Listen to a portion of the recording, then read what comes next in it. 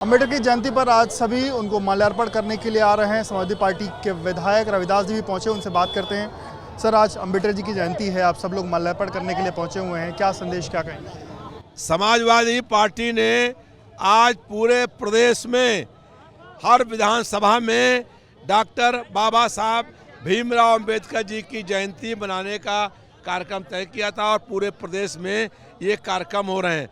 हम लोगों ने आज ये संकल्प किया है कि बाबा साहब ने जो 2 साल 11 महीने 5 दिन में संविधान लिखा था, उस संविधान की रक्षा करने के लिए हमें अगर कोई कुर्बानी करनी पड़ेगी तो हम वो कुर्बानी करने को तैयार हैं। हमने आज संकल्प किया है कि जब तक दलितों को उनका हक, अधिकार, न्याय, सम्मान, सुरक्षा नहीं मिलेगी, तब तक हमारा ये आंदोलन, संघर्ष जारी रहेगा। यदि पार्टी हो या कांग्रेस पार्टी हो, इनकी सरकार में दलित हमेशा कुचले गए हैं और दलितों का उत्थान अगर हो रहा है या बाबा साहब को सम्मान देने की बात है तो सिर्फ भारतीय जनता पार्टी कर रही है। सपा की सरकार में यह हमेशा समाजवादी पार्टी ने बाबा साहब भीमराव अंबेडकर जी का और दलितों का सम्मान करने का काम किया है। भारतीय जनता पार्टी की सरकार में दलितों का उत्पीड़न हो रहा है, कहीं हत्याएं हो रही हैं। प्रयागराज में दलित को जो है सरेआम जला करके मार दिया गया और लखनऊ प्रदेश की राजधानी में बीकेटी में बाबा साहब की मूर्ति लगाने वालों के ऊपर लाठीचार्ज किया गया, आंसू गैस छोड़ने का काम किया। भारतीय जनता पार्टी की कथनी और करनी में जमीन आसमान का अंतर है। भारतीय जनता पार्टी झूठ बोलने का काम करती है, केवल बाबा साहब का सम्मान और उनको उनका हक दिलाने का काम हम लोग करते हैं।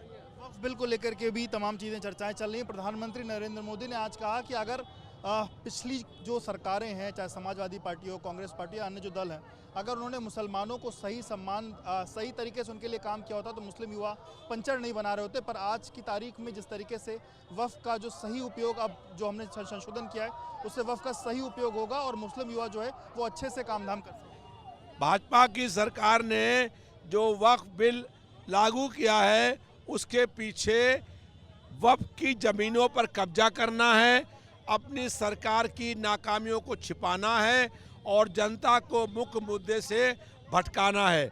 इस वक्फ बिल के माध्यम से भाजपा गरीबों की ज़मीनों पर कब्जा करके पूंजीपतियों के हाथ में बेचने का काम करेगी।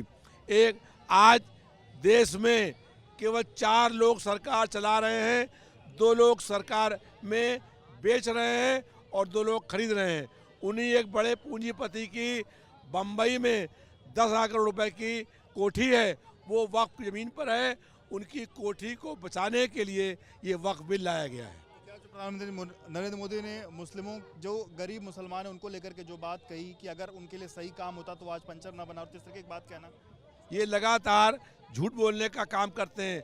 पंचर बनाने का काम तो हिंदू भी कर रहे हैं, दलित भी कर रहे हैं, गरीब लोग कर रहे हैं। इन गरीबों को उठाने के लिए सपा ने काम किया है। भारतीय जनता पार्टी ने 10 साल पहले जनता से जो वादे किए थे, किसी वादे को पूरा करने का काम नहीं किया है। भाजपा ने कहा था कि गरीब के खाते में 15-20 लाख रुपया आएगा, 10 साल में किसी के पास आया क्या? भाजपा ने कहा था महंगाई कम करेंगे, 2 करोड़ लोगों को रोजगार देंगे। तो भारतीय जनता पार्टी केवल झूठ बोलने का काम करती है, जनता के मुख्य मुद्दों से जनता को भटकाना चाहती है। तो शुक्रिया बात करने के लिए। तो रविदास मेहरोत्रा जी को सुन रहे थे, जिनका कहना है कि भारतीय जनता पार्टी सिर्फ झूठ बोलने काम करी, चाहे वो अम्बेडकर का मुद्दा हो या फिर वो वक्फ बिल का मुद्दा हो, और जो भी, चाहे अम्बेडकर के सम्मान की बात हो या जिस तरीके से वक्फ बिल लाया गया, उसको लेकर उनका ये कहना है कि वक्फ बिल कुछ लोगों को ज़मीन देने के लिए इस तरीके की चीज़ें की गई हैं और वो उनकी मुखालफत करते हैं।